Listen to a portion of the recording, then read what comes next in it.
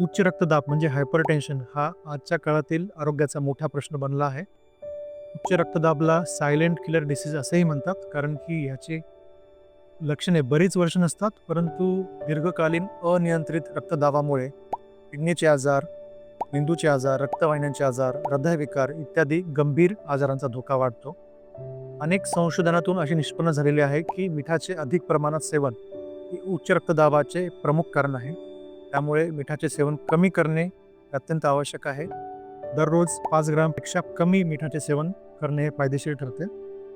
प्रक्रियायुक्त अन्नपदार्थ जसे पापड, लोणची, सॉस, बेकरीचे अन्नपदार्थ, फरसाण, स्नॅक्स इत्यादीचे सेवन टाळावे. त्याचप्रमाणे फास्ट फूड आणि रेडी टू ईट फूड कमी प्रमाणात घ्यावेत. फळे, पालेभाज्याचे सेवन अधिक प्रमाणात घ्यावे. जेवताना वरून मीठ घेण्याची सवय टाळावी. कमी वयातच कमी मिठाच्या चवीची सवय लावणे फायदेशीर आहे. लक्षात ठेवा, जितकं मीठ कमी तितका रक्तदाब नियंत्रित राहील. आपल्या आहाराच्या सवयीमध्ये हा छोटा बदल करून तुम्ही दीर्घकालीन आजारापासून स्वतःचा आणि तुमच्या कुटुंबियाचा बचाव करू शकता.